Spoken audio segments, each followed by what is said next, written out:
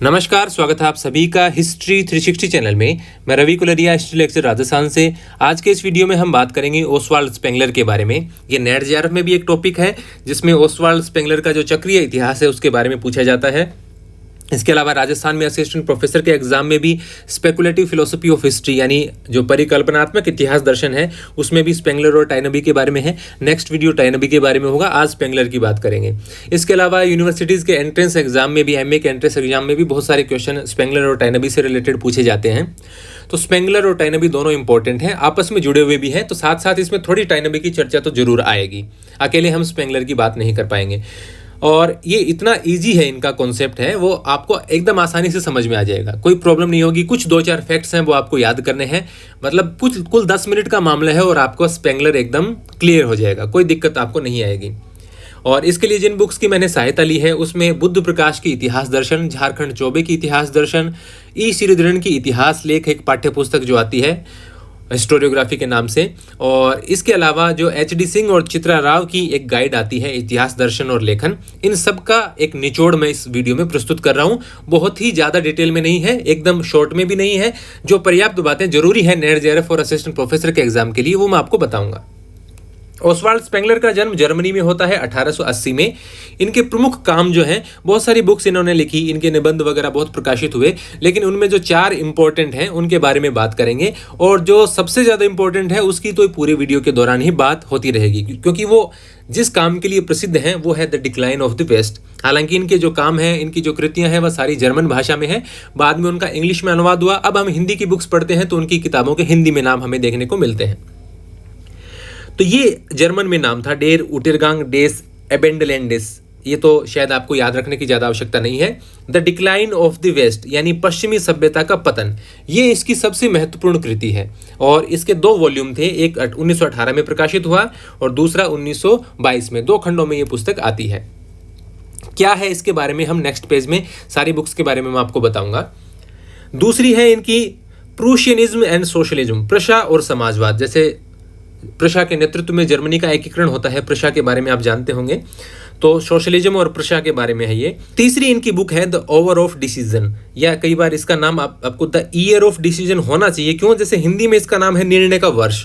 और ये जो यार डेर एंटशाइडुंग नाम का जो इनका जर्मन भाषा में नाम है, इसका भी यदि हमें इंग्लिश में अनुवाद करके देखें तो उसमें भी वर्ष आता है, तो उस हिसाब से ईयर होना चाहिए। लेकिन इंग्लिश में जो इनकी बुक आती है वो इस नाम से आती है, the over of decision. Amazon पर उपलब्ध भी थी, मैंने चेक किया था।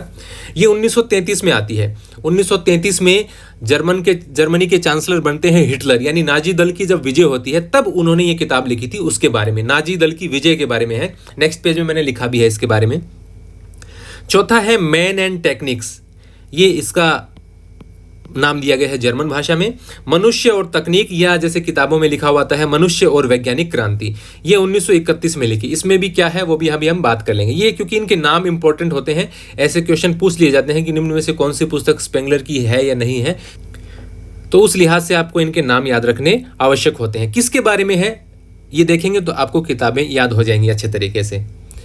जैसे सबसे पहले the decline of the West, ये पश्चिमी सभ्यता के पतन के बारे में है। पश्चिमी सभ्यता के पतन पर केंद्रित इस कृति को विश्व युद्ध के कारण उपजी कुंठा, कौन सा विश्व युद्ध? पहला विश्व युद्ध, और सर्वव्यापी मानसिक असंतुलन के कारण अपार लोकप्रियता मिली। 4 सालों तक यूरोप विश्व युद्ध की आग में झुलसता रहा और मित्र राष्ट्रों की विजय तो हुई, लेकिन मित्र राष्ट्रों को भी काफ़ी हानि उठानी पड़ी थी। और जो पराजित हुए देश हैं उनमें से एक जर्मनी थे, जहाँ के निवासी थे, वहाँ के लोगों को, या और जो पराजित राष्ट्र थे जर्मनी के जो साथ थे, उनको इनके जो दार्शनिक इतिहास है उससे थोड़ी सी सांत्वना मिली। क्योंकि इन्होंने अपनी थ्योरी में क्या लिखा है the decline of the West में, कि पश्चिमी सभ्यता का चरमोत्कर्ष 1800 ईस्वी में बीत चुका है और वो सभ्यता अब पतन के कगार पर है और इसको कोई रोक नहीं सकता, इसका पतन निश्चित है। तो उनको थोड़ी सी सांत्वना मिली कि ठीक है, मित्र राष्ट्र जीत गए तो भी कौन सा लाभ होगा, सभ्यता का तो पतन होने वाला है। यानी उनको थोड़ी सी एक सांत्वना मिली उनके इतिहास से। पराजित राष्ट्रों के पाठकों ने केवल नकारात्मक ही सही किंतु स्पेंगलर के लेखन से कुछ हद तक दार्शनिक सांत्वना प्राप्त की, जिसने मित्र राष्ट्रों के खोखलेपन को दर्शाया था। क्योंकि उनकी जीत भी खोखली है, वो जीत कर भी हार जाएंगे, ये सभ्यता के पतन की लगभग शुरुआत हो चुकी। महान मिस्रविद इजिप्टोलॉजिस्ट, यानी जिन्होंने मिस्र की सभ्यता का अध्ययन में अपनी सारा जीवन लगा दिया हो या विशेष तौर से उनका अध्ययन किया, उसको मिस्रविद कहेंगे। तो प्रोफेसर फिलिंडर्स पेट्री, इन्होंने ये माना कि यूरोपीय सभ्यता 1800 ईस्वी के आसपास अपने चरम पर थी और फ्रांसीसी क्रांति के साथ इसके विनाश की प्रक्रिया प्रारंभ हो गई थी। यही बात स्पेंगलर मानते हैं कि 1800 ईस्वी के उसी काल बिंदु को स्वीकार करते हुए स्पेंगलर ने कहा कि पश्चिमी सभ्यता निरंतर पतन के पथ पर अग्रसर है, कि यह पतन हो रहा है इस सभ्यता का, और इसका जो चक्रीय सिद्धांत है वो भी अभी हम देख लेंगे। यह इतिहास का नियम है। स्पेंगलर ने डिक्लाइन ऑफ द वेस्ट में लिखा है, वह जो यह नहीं समझता है कि यह परिणाम अनिवार्य है। कौन सा परिणाम? पश्चिमी सभ्यता के पतन का परिणाम, और हर प्रकार से अपरिवर्तनीय है। इतिहास को समझने की सारी आकांक्षा को पहले ही त्याग चुका होता है। यानी जो भी व्यक्ति ये सोचे कि ये जो पश्चिमी सभ्यता का पतन है इसको बदला जा सकता है या ये जो परिणाम है वो अनिवार्य नहीं है, ऐसा कोई भी व्यक्ति सोचता है तो वो इतिहास को समझता ही नहीं या इतिहास को समझने की आकांक्षा ही त्याग चुका होता है। यानी उनका कहने का मूल सार ये है कि इसका तो पतन होगा, ये पतन रोका नहीं जा सकता। फिर उनकी जो बुक है द ओवर ऑफ डिसीजन, वो मैंने आपको बताया कि 1933 में जब नाजी दल की विजय होती है और जब हिटलर जर्मनी का चांसलर बनता है तब लिखी गई थी। फिर इनकी एक बुक है मैन एंड टेक्निक्स, मनुष्य और तकनीकी, या फिर मनुष्य और वैज्ञानिक क्रांति इसका नाम आता है। इसमें इन्होंने औद्योगिकीकरण के गंभीर परिणामों को और भविष्य में तीसरी दुनिया के मजदूरों द्वारा पश्चिमी मजदूरों की जगह लेने की ओर इशारा किया। इस पुस्तक में जो इन्होंने बातें लिखी हैं वो आज तक मतलब लगता है कि उन्होंने सही अनुमान लगाया था। इनका जो थ्योरी है वो भी आप देख पा रहे होंगे, स्पेकुलेटिव है, यानी परिकल्पनात्मक है, कल्पना कर रहे हैं कि पश्चिमी सभ्यता का पतन होगा। मैन एंड टेक्निक्स में भी वो बता रहे हैं कि जो औद्योगिकीकरण है इससे क्या हो सकता है, यानी परिकल्पनात्मक इतिहास दर्शन है उनका। पहले मैंने स्पेकुलेटिव और एनालिटिकल फिलोसफी ऑफ हिस्ट्री के वीडियो बना चुका हूं, मैं इब्न खालदून का बना चुका हूं, वीको और हर्डर के बना चुका हूं, तो वो वीडियो आपको देख लेने चाहिए। यदि आपको परिकल्पनात्मक इतिहास दर्शन और विश्लेषणात्मक इतिहास दर्शन की समझ है तो आप किसी भी इतिहासकार का दर्शन समझकर ये अनुमान लगा पाएंगे कि परिकल्पनात्मक कौन सा है और विश्लेषणात्मक कौन सा है। इनका परिकल्पनात्मक है, देखिए आप अनुमान लगा रहे हैं, ये परिकल्पना कर रहे हैं आगे की। तो ये कहते हैं कि औद्योगिकीकरण के कारण गंभीर परिणाम होंगे, कुछ पर्यावरणीय समस्याएं हमारे सामने आएंगी।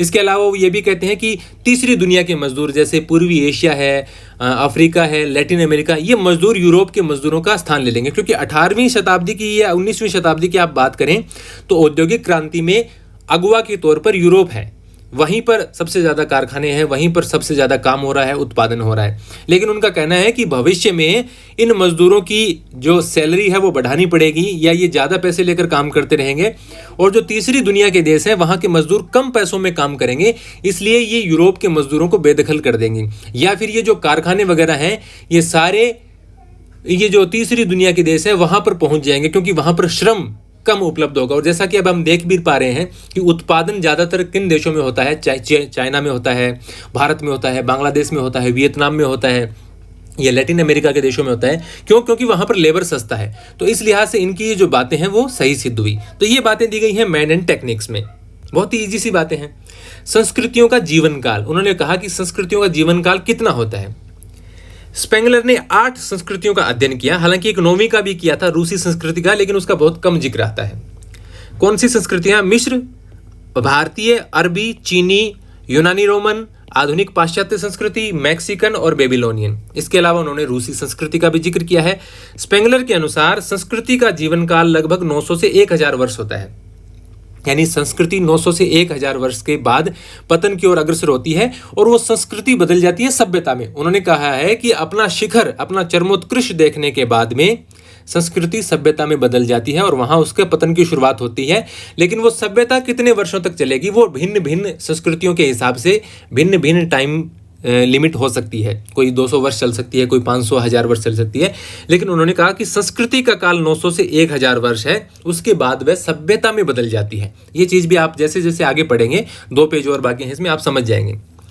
तो 900 से 1000 वर्षों के बाद में संस्कृति सभ्यता में बदल जाती है, जिसकी अवधि अनिश्चित है। सभ्यता की अवधि निश्चित नहीं है। भारतीय, चीनी, अरबी संस्कृतियां सभ्यता के युग में पहुंचकर जड़ और मृतप्राय हो चुकी हैं और पाश्चात्य संस्कृति भी पतन की ओर अग्रसर है। ये और में एक लाइन आएगी ऊपर मात्रा। इन्होंने कहा कि भारतीय, चीनी और अरबी संस्कृतियां ये अब सभ्यता के दौर में प्रवेश कर चुकी हैं और मृतप्राय हो चुकी हैं और जड़ हो चुकी हैं। अब इनका और कोई विकास नहीं होगा, यहाँ से पतन ही पतन होगा। इसी प्रकार ये कहते हैं कि अब पाश्चात्य सभ्यता का भी समय आ गया है कि इसका अब पतन होगा, अब इसमें और सुधार की कोई गुंजाइश नहीं है।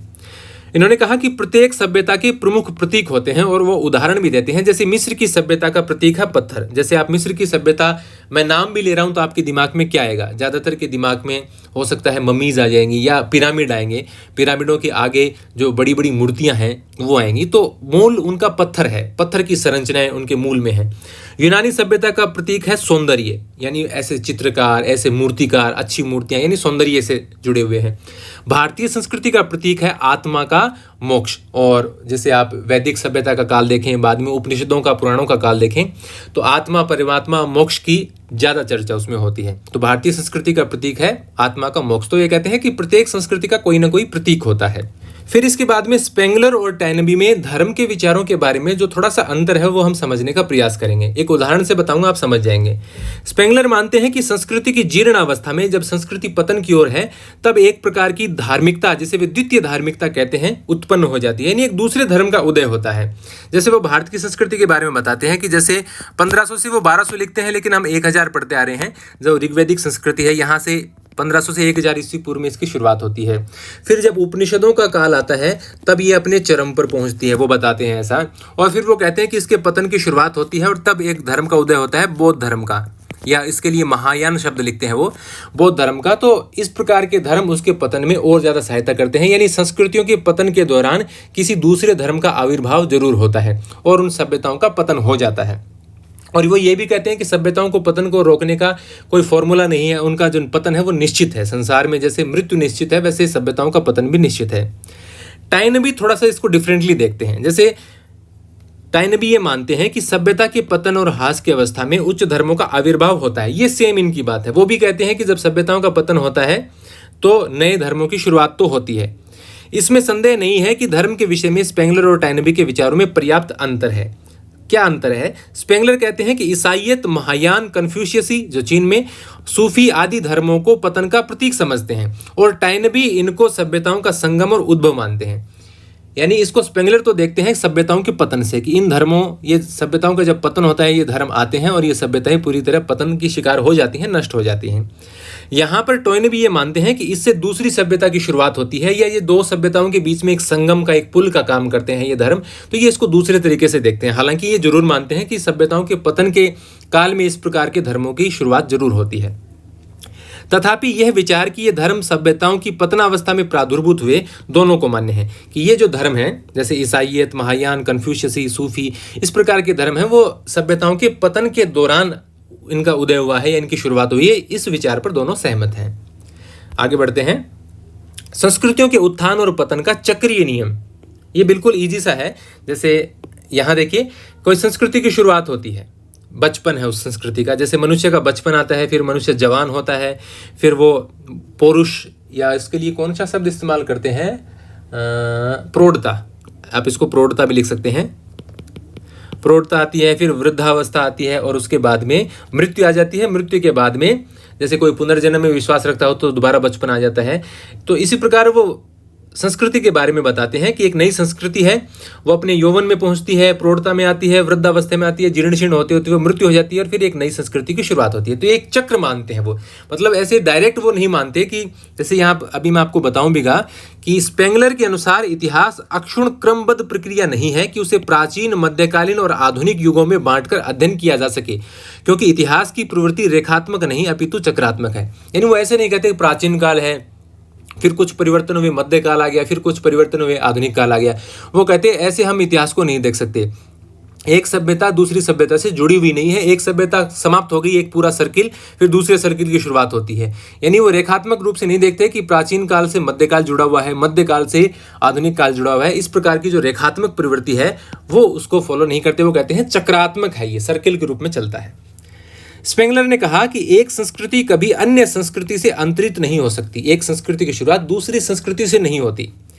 टॉयनबी के विचार उनसे यहाँ भिन्न है, क्योंकि टॉयनबी ने माना कि संस्कृतियां सामान्यतः अधिक प्राचीन संस्कृतियों द्वारा जनित या उनसे संबंध होती है, जो कि हमने पिछले पेज में भी पढ़ा, धर्म के मामले में जब हमने पढ़ा था।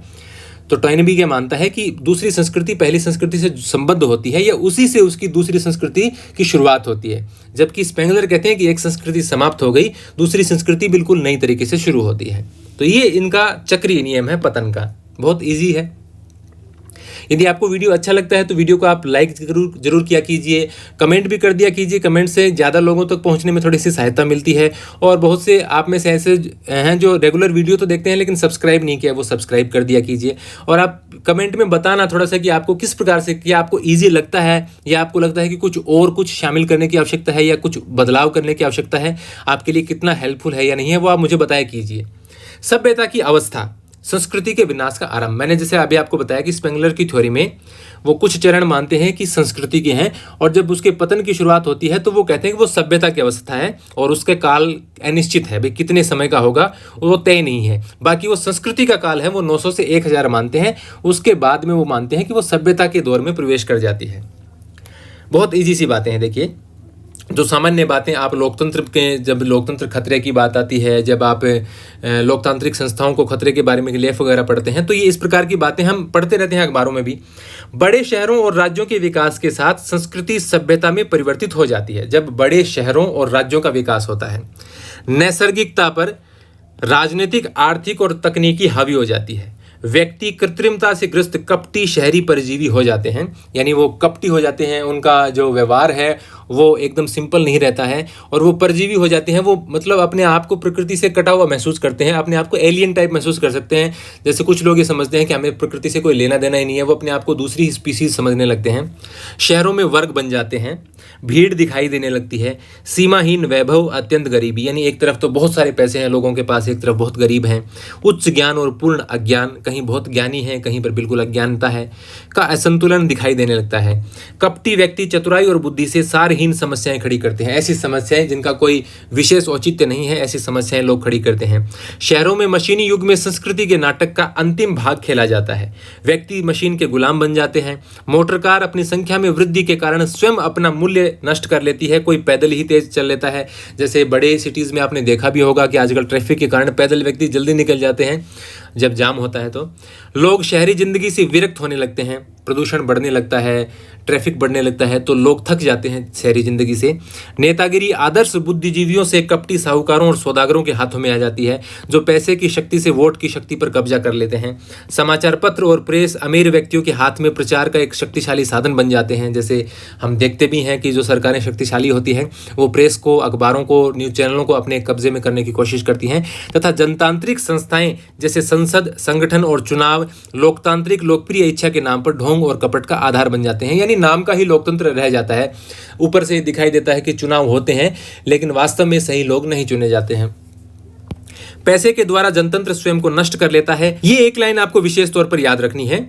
आक्रांत तानाशाही और अलगाववाद का आना अपरिहार्य हो जाता है। वो कहते हैं कि ऐसी स्थिति में आक्रांत तानाशाही और अलगाववाद, ऐसे तानाशाही जो डिक्टेटरशिप जो लागू कर पाए, ऐसे व्यक्ति जरूर आते हैं फिर ऐसे टाइम में। और इनकी ये बात सत्य साबित हुई किसके मामले में? हिटलर के मामले में, क्योंकि 1918 और 1922 में डिक्लाइन ऑफ द वेस्ट में ये सब बातें वो लिखते हैं।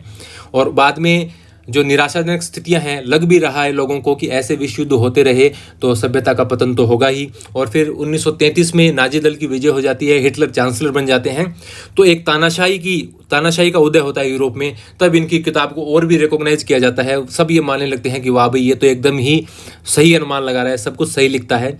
इनकी ये बातें चलती हैं दूसरे विश्व युद्ध तक।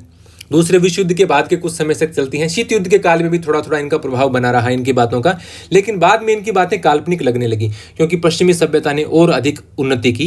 यानी वो पतन बता रहे थे उसकी बजाय उन्होंने और ग्रोथ की और बेहतर किया पश्चिमी सभ्यता ने। तो बाद में उनकी जो ये पतन वाली बातें हैं वो थोड़ी सी हास्यास्पद लगने लगी। लेकिन उस जो काल में, पहले विश्व युद्ध से लेकर दूसरे विश्व युद्ध तक का जो काल है, उसमें तो उनकी बातें हूबहू सच लग रही थी। उसी में से एक बात थी कि तानाशाही और अलगाववाद का आना अपरिहार्य हो जाता है, और हिटलर के आने से ही उनकी ये बात सही मान ली गई। आंदोलन और जन उभार सत्ता छीन लेते हैं। यह संस्कृति के नाटक का अंतिम दृश्य है, और अंत में संस्कृति ढहकर गिर पड़ती है और इसके सदस्य किसान बन जाते हैं अथवा घुमक्कड़ गरीब हो जाते हैं ये।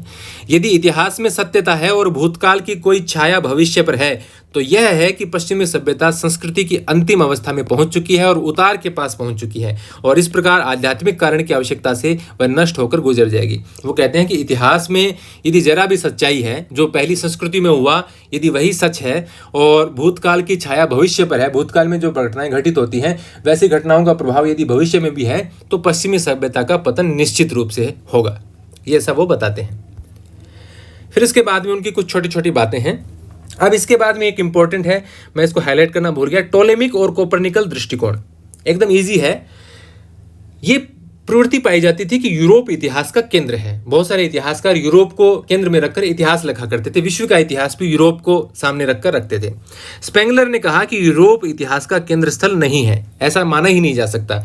और वे यूरोप को इतिहास का केंद्र मानने की धारणा को टोलेमिक कहते हैं। जैसे टोलेमिक की धारणा थी कि पृथ्वी इस जो यूनिवर्स है इसका केंद्र है, और बाद में कोपरनिकस ने ये साबित किया कि पृथ्वी तो सूर्य के चारों ओर चक्कर लगा रही है, यानी एक वर्ताकार पथ में पृथ्वी घूमती है, वो केंद्र नहीं है। तो उन्होंने कहा कि जो लोग यूरोप को इतिहास का केंद्र मानते हैं उनकी धारणा टोलेमिक है, यानी वो टोलेमी की तरह पृथ्वी को सौरमंडल का केंद्र माने बैठे हैं। उनका अभिप्राय है कि जिस प्रकार भूगोलविद टोलेमी ने पृथ्वी के सौरमंडल में होने की गलत धारणा प्रस्तुत की थी, कुछ वैसा ही सौरमंडल के केंद्र में होने की, यहाँ शायद मैं लिखना भूल गया, कुछ वैसा ही यूरोप को इतिहास का केंद्र माना। उन्होंने कहा कि जैसे टोलेमी ने गलती की पृथ्वी को केंद्र मानकर, वैसे ही यूरोप को इतिहास का केंद्र मानकर इतिहासकार गलती कर रहे हैं। इसके विपरीत स्पेंगलर अपने सिद्धांत को कोपरनिकल कहते हैं। उनका कहना है कि कोपरनिकस ने पृथ्वी समेत अनेक ग्रहों के वृत्ताकार पथ की कल्पना की थी। वैसे ही इतिहास किसी एक संस्कृति की जीवन लीला नहीं है, वरन यह अनेक संस्कृतियों के जीवन वृत्त का क्रम है। अनेक संस्कृतियों का वृत्ताकार चक्र है, ये सिर्फ यूरोप ही इसमें नहीं है। तो इस प्रकार से वो यूरोप को केंद्र मानने वालों का सिद्धांत तो मानते हैं कि वो उनकी धारणा टोलेमिक है, जबकि वो खुद की जो धारणा मानते हैं वो कोपरनिकल धारणा मानते हैं। टोलेमी की और कोपरनिकल की पृथ्वी और सौरमंडल के बारे में क्या धारणाएं थी, वो मेरे ख्याल से आप सभी बहुत अच्छे तरीके से जानते हैं। The decline of the West इतिहास का परिकल्पनात्मक दर्शन है, मैंने आपको बता दिया था। स्पेंगलर का दर्शन देखिए किस जर्मन कवि से मिलता जुलता है, और वो बार बार अपनी पुस्तकों में उनका जिक्र भी करते हैं। वो कवि भी हैं, प्ले राइटर भी हैं, उपन्यासकार भी हैं, जोहान वोल्फगैंग वोन गोथा। ये इनको जैसे आपको गोथे दिख रहा है, हिंदी की किताब में आपको मिलेगा गेटे, लेकिन इनका जब उच्चारण होता है, मैंने बहुत सारे वीडियोस देखे, उनमें उच्चारण इनका गोथा इस प्रकार से उच्चारण होता है। या हिंदी की जो बुक्स हैं अपने, उसमें गेटे लिखा हुआ है। तो जर्मन कवि गेटे से वो बहुत प्रभावित थे, और बारंबार स्पेंगलर ने इस महाकवि के विचारों को दोहराया है। स्पेंगलर का ग्रंथ फोस्ट के उद्धरणों से भरा पड़ा है। जो गोथे का सबसे महत्वपूर्ण पुस्तक है फोस्ट, या इसको फाउस्ट बोलते हैं, फाउस्ट। तो इस किताब की बार बार कुछ पंक्तियां हैं, वो अपने जो the decline of the West है उसमें बार बार उन पंक्तियों का वो प्रयोग करते हैं। तो जर्मन कवि गेटे का बहुत प्रभाव है इनके ऊपर।